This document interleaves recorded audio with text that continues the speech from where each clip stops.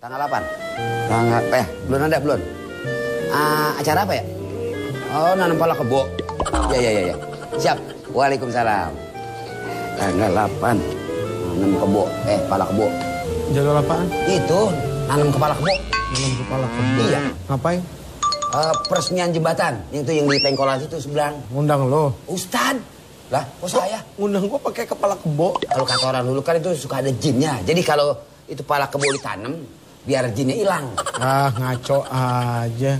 Kok ngaco? Kenapa nggak selamatan, syukuran, doa, minta sama Allah? Sekarang gua tanya, yang bikin selamat Allah apa kepala kebo? Allah. Yang wajib ditakuti siapa? Allah. Selain Allah? Utang. Utang.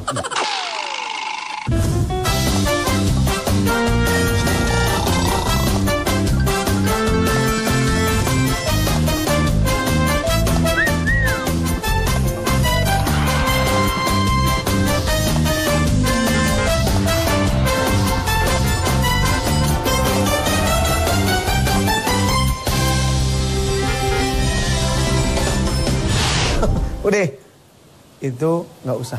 Lah, gimana sih? Ini kita beda arah nih. Kagak nyambung. Ibarat air sama minyak. Lu satuin, lu aduk-aduk. Gak bakal nyampur. Kagak bakal nyampur. Kita ngedoa sama Allah, tapi bercampur perbuatan menyekutukan Allah. Kita ngeyakinin kalau kepala kebo itu ditanam bisa nyelamatin. Tuh kebo aja udah kagak selamat. Bener nggak? Kebonya selamat kagak tanya malu. Nah kebonya kagak selamat, bagaimana nanti? Nah, udah gitu palanya dipendam. Masuk akal nggak kan katanya? Kagak. Ya udah. Iya ya tadi ya. Enggak aja manusia. Masa ngusir jin pakai nanam pala kebo? Mendingan bawang ditanam. Hasilnya bisa kita kebawa ke pasar. Hah, orang enggak aja dah. Islam itu, agama itu adalah sesuatu yang sangat masuk akal. Tapi ini ngomong Tad. Lo kasih tau sama dia kalau mau ngundang Ustadz kagak pakai acara nanam pala kebo. Ya, mending lo tanam pohon mangga kayak di situ. Dia mau ngasih DP. Ya, DP mah Dewi Persik kalau nggak salah ya. Tuh penyanyi. Ya udah terserah, ya mending undang Dewi Persik aja udah kalau gitu. Emang dia mau nanam pala kebo? Dia aja kagak mau kan? Kagak. Apalagi Ustadz. Gak usah. Mana. Lo kasih tau aja pengertian, lo kasih pengertian yang baik. Iya tapi DP-nya ini. Kagak urusan DP, ini urusan agama. Susah nyatet lagi dah. Hubungin jangan ya. Waduh, si Ustadz minta di cancel lagi. Bisa berabe saya nih, bisa disemprot sama panitia. Gimana sih Ustadz?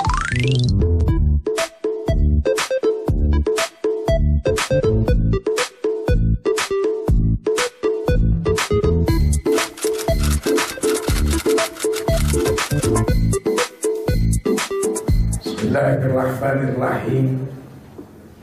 Assalamualaikum warahmatullahi wabarakatuh. Selamat sore. Mudah-mudahan dari pagi siang sampai terus di malam hari, sampai kita ditidurkan dan dibangunkan selalu dalam pelukan kasih sayang dan keberkahan. Amin, amin ya rabbal.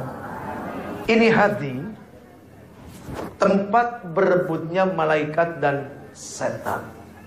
Untuk mengetahui siapa yang paling banyak bersemayam di sini, simpel. Lihat saja ucapan dan perbuatannya selaras tidak dengan kitab suci. Kalau ucapan dan perbuatannya selaras dengan kitab suci dan perilaku-perilaku Nabi, berarti isi hatinya lebih banyak malaikat. Tapi ketika ucapan dan perbuatannya tidak selaras, alias bertolak belakang dengan kitab suci dan kecenderungan menolak perilaku Nabi, oh berarti isinya setan. Kalau mau nyari setan jangan jauh-jauh. Musuh yang sebenarnya itu ada di dalam diri, bukan di luar. Ketika kita ini tidak mengenali siapa musuh kita di dalam, maka jangan harap akan muncul yang namanya indahnya kebersamaan. Bersama itu kan seharusnya indah dong. Ada keragaman. Bukti kalau Tuhan itu ada kelihatan ketika kita di tempat ramai. Ada yang sipit, ada yang belok, ada yang keriting, ada yang lurus, ada yang hitam. Enggak, gue cuma ngomong dong. Kenapa sih tersinggung aja? Ya, tapi hitamnya jangan nengok kemari dong. Ya maksudnya ngejelasin. Ada yang hitam kan gitu. Diperjelas lagi pakai. Jadi macam-macam. Itu bukti adanya Tuhan tuh begitu. Macam ragam manusia yang ada itu membuktikan kebesarannya. Jangan harap akan muncul indahnya kebersamaan jika kita tidak pernah bisa menemukan dan mengalahkan musuh yang ada di dalam diri sendiri.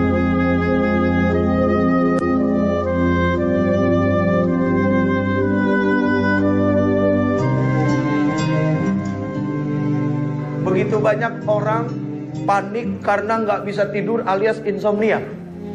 Padahal yang namanya tidur itu hanya sebuah sarana untuk tidak ngantuk. Ketika kita tidak bisa tidur, ya udah lakukan sesuatu yang bermanfaat. Udah begitu aja, selesai. Tidur bukan tujuan hidup, makan bukan tujuan hidup. Hanya sarana. Termasuk semua aktivitas keduniawian kita adalah sebuah sarana untuk kehidupan. Bukan tujuan hidup. Tujuan hidup kita adalah apa? Ibadah. Selesai. Wa ma khalaqtul jinna wal insa illa liya'budun. Dan tidaklah aku ciptakan jin dan manusia. Jin dan manusia. Jinnya mana? Tahu begitu. Suka tersinggung aja sih. Yang jelek-jelek kemari bul jatuhnya. Loh, kebetulan gerakannya ke sana. Jin kemari, yang hitam kemari. Wah, Bukan, itu namanya menandakan kedekatan. lanjut. Jadi begitu. Kok lu nyuruh-nyuruh gua sih? Kurang ajar lo.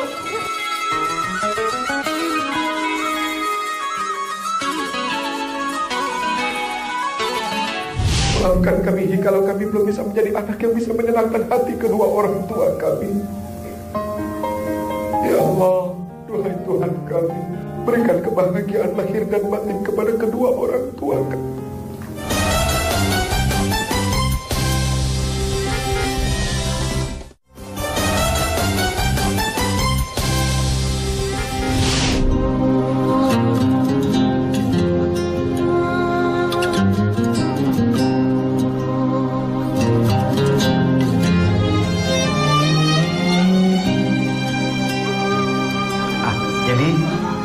Ini penting.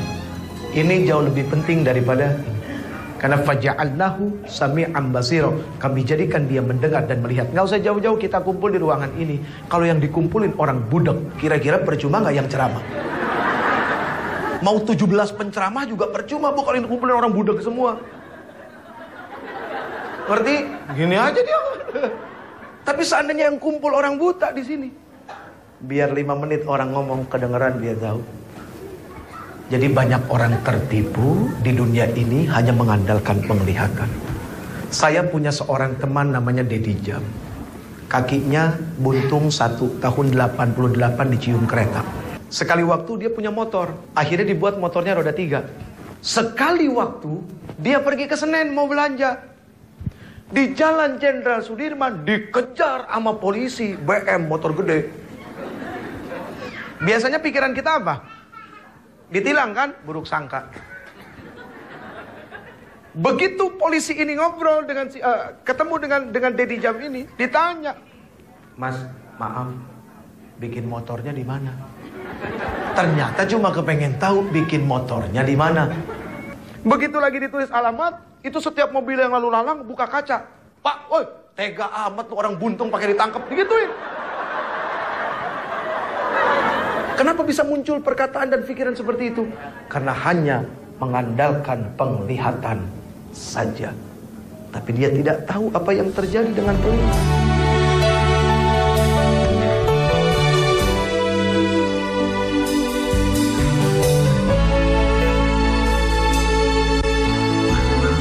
Yang terakhir saya ingin sampaikan perkara bahwa hidup ini adalah untuk ibadah.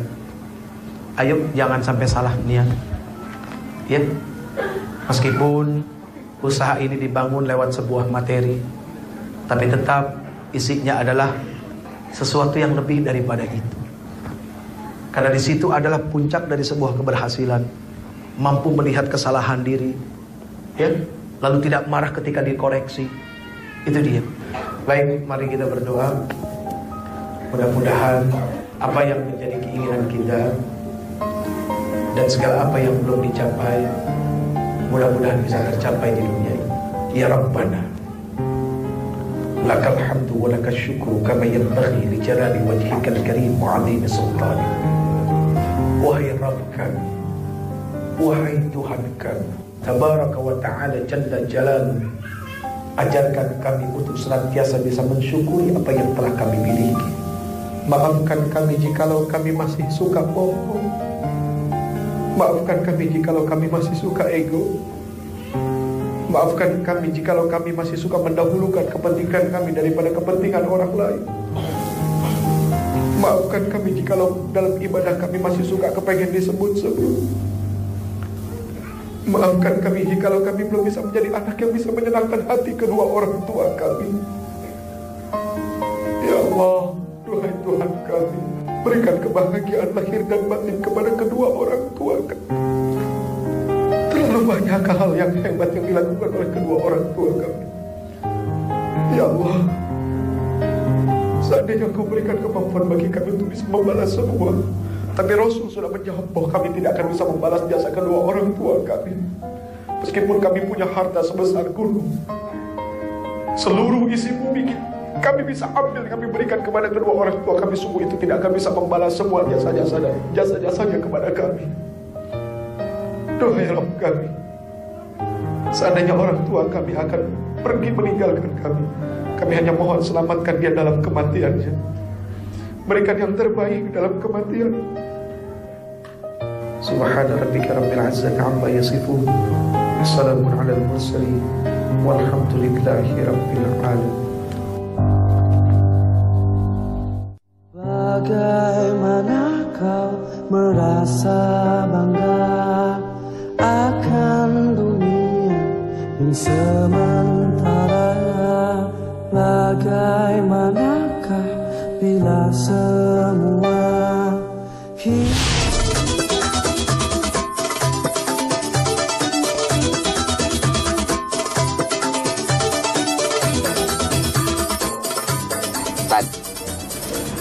Tadi saya nonton koran baca di TV. Salah ya. Maksud saya baca koran nonton di TV, itu pagi-pagi tuh saya dengar berita banyak pada berantem, Tad. Ada yang pada dibunuh-bunuhan, terus ada yang kayak mutilasi. Apakah memang kalau pemilihan hak tuh sampai begitu, Tad? Itulah sekarang orang mulai banyak kehilangan kasih sayang. Gitu kan? Iya. Akhirnya ya kondisi seperti ini. Setiap orang maksain orang lain untuk ngerti diri. Nah ketika kita maksain orang lain untuk ngerti kita, yang muncul ego. Gitu ya. Tapi ketika kita maksa diri kita buat ngerti orang lain, maka yang muncul adalah apa? Sikap sangka. Iya. Nah yang begitu. Nah, sekali waktu ada seorang sahabat yang mengajak Rasul untuk mengutuk orang-orang musyrik. Musyrik itu adalah orang-orang yang menyekutukan Allah. Lalu kemudian Rasul menolak. Rasul mengatakan apa? Aku diciptakan oleh Allah Subhanahu wa Ta'ala bukan untuk mengutuk, tapi sebagai pembawa rahmat, sebagai manusia yang diperintahkan untuk memperbaiki akhlak manusia. Sekarang kalau seorang Rasul mengutuk, bagaimana? Makanya orang-orang yang dari mulutnya suka keluar kutukan, percaya deh, itu mulut yang tidak akan pernah bisa keluar kata-kata hikmah. Apalagi yang suka mulutnya keluar kutu ya. Cuma rambut ya. Ya kali aja, Tad. Manusia ada yang dikutuk, keluar kutu dari mulutnya. Kalau kutu dari mulut apa dari rambut ya? Udin enak banget jadi asistennya Uje nih. Iya orang. Pikirannya begitu orang. Padahal belum tentu. Bener nggak? Enak sih mah. Coba kita kalau katanya nggak enak, saya diusir lagi. Mau nyari kerja di mana?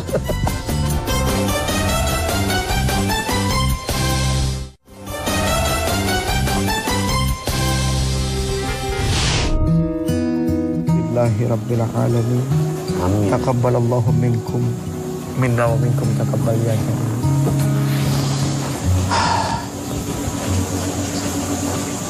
Kenapa sih? Saya kan sembahyang nggak pernah putus. Terus sama zikir kan kuat. Terus sama amal nggak pernah saya lupain. Kok saya belum dikabulin juga doa saya? Din, jadi orang mah jangan suka hitung-hitungan. Allah aja nggak pernah hitung-hitungan sama kita. Kalau lu harus ngitung amal lu, hanya karena kepengen lu diijabah. Sekarang pertanyaan gue, emang yang lu pengen dari Allah tuh apa sih? Cari jodoh, terus pengen kaya, terus pengen, ya apalagi kalau dikasih ganteng, kayak Ustadz. Kalau begitu. Kalau ganteng makan kali aja bisa laku. Kok lu jadi orang kayak putus asa gitu sih? Putus asa itu nggak boleh, Bin. Itu nunjukin kalau lu tuh nggak punya iman. Iya. Allah tuh tahu yang terbaik buat lu. Iya. Asa an takrahu syai'an wa huwa khairul lakum wa asa an tuhibbu syai'an wa huwa syarrul lakum. Sesuatu yang kita anggap jelek, kagak baik, jangan-jangan itu baik menurut Allah. Sesuatu yang kita anggap baik belum tentu bagi Allah itu baik. Kita sering ketipu sama apa yang kita lihat, Din. begitu. Orang yang ngeliat lu mah demen aja. Udin enak banget jadi asistennya Uje nih. Iya orang. Pikirannya begitu orang. Padahal belum tentu. Bener nggak? Enak sih mah. Coba kita kalau katanya nggak enak saya diusir lagi. Mau nyari kerja di mana? Bagus. Nah itulah maksud gua, lu syukurin yang ada. Ya. Ya. Syukuri apa yang ada. Hidup adalah anugerah. Nyanyi lagi. Memang bener kan? Tetap jalani hidup ini. Iya kan? Iya benar. Terus apa lagi? Buat saya lapar. Udah deh Tan, kalau jadi ustad aja, nggak usah pakai penyanyi, kan udah ada lahannya masing-masing. Astagfirullah Ustad, astagfirullah. Masalah bolong, bolong. Udah, makan dulu Tan. Ceramah, ganti baju, lu siapin mobil semua. Makan dulu ntar kok. Kita ceramah kita makan di sono. Udah disiapin sama orang ke sono. Ntar Ustad langsung naik lagi, saya nggak makan lagi ya. Udah kelar ceramah baru kita makan. Oh, Dia kerja belum makan dulu.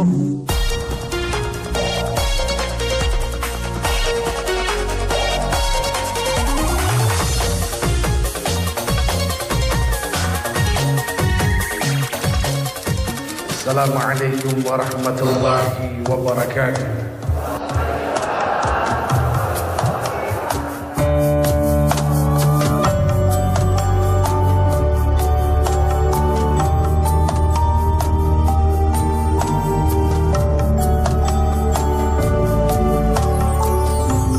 Ibadah artinya apa? Oh berarti kita harus di masjid terus. Oh bukan begitu. Ibadah itu tidak hanya Allahu Akbar, tidak hanya ini, tapi bagaimana sebuah amal dalam setiap perbuatannya melahirkan nilai ibadah. Berarti apa? Diawali dengan niat. Innamal a'malu binniat, hadis arba'in syarah An-Nawawi. Sesungguhnya segala sesuatu itu dilihat daripada niatnya. Bagaimana sebuah niat itu menjadi sebuah ibadah?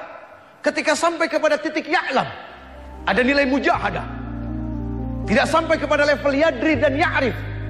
Jadi ini penting perkara niat. Bagaimana ujungnya amal itu bisa menjadi ibadah.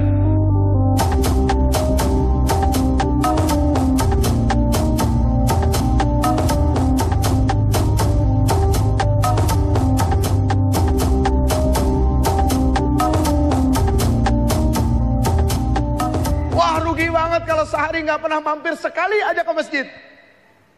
Kalau kita menuntut syariat sebenarnya 5 kali ke masjid. Laki-laki. Zaman sekarang akhirnya jadi mundur keimanan, mundur kualitas. Ya sudah mendingan saja sehari sekali udah bisa mampir ke masjid. Inilah Pak, seperti yang Rasul sampaikan, nanti akan datang satu zaman di mana orang repot hanya dengan bangunan masjid, tapi isinya nggak ada. Mohon maaf lahir batin Pak, urusan perkara musola saja kadang-kadang di rumah yang besar, itu musolanya musola gusuran. Kita datang nih ke rumah gede.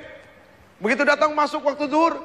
Pak, maaf, saya pengen numpang sholat, boleh? Oh boleh. Sebentar ya, di bawah aja di sini. Jangan deh, di atas aja. Hah?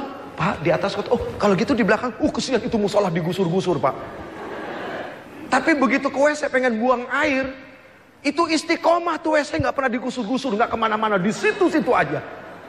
Kalah masjid derajatnya sama toilet. WC-nya bagus, mahal, musolahnya nggak ada. Apa tidak malu sama Allah yang telah memberikan rezeki?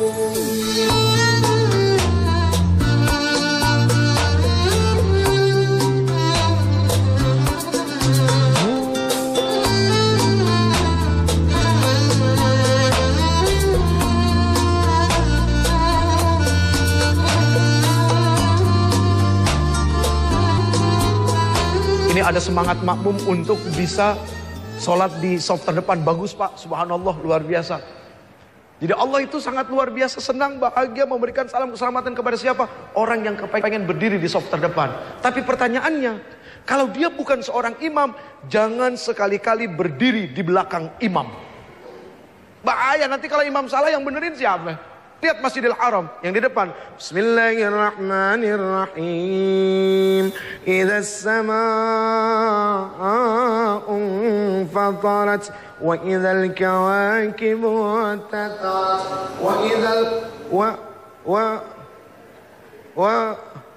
di belakangnya makmum biasa. Nggak ngerti juga. Waduh, ampun. Tadi yang sebelahnya makmum. Wah, kacau urusannya. Sementara imam yang tanggung jawab yang selalu ada di belakang. Ini di ujung sana. Bagaimana? Hak mengingatkan imam yang lain. Wah, ini udah banyak kekeliruan di situ tuh, Pak. Jadi monggo silakan punya semangat pengen berdiri di saf terdepan. Tapi harus sadar, tidak boleh di belakang imam kalau bukan haknya dia adalah imam.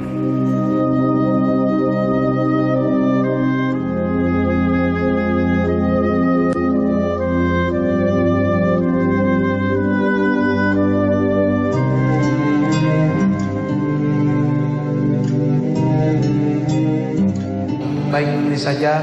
Mohon maaf kalau ada yang saya sampaikan kok malah rep ke hati. Seperti orang dipijit, Pak, dipijit, ketemu yang sakit. Aduh, marah nggak kita sama tukang pijit?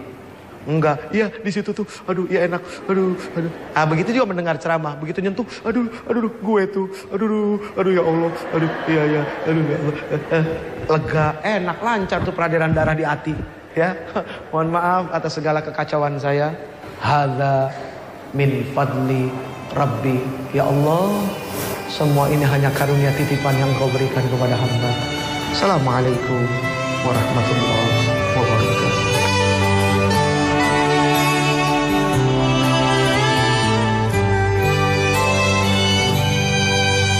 Selalu ku sakiti Engkau dengan dosaku, ku balas gelar.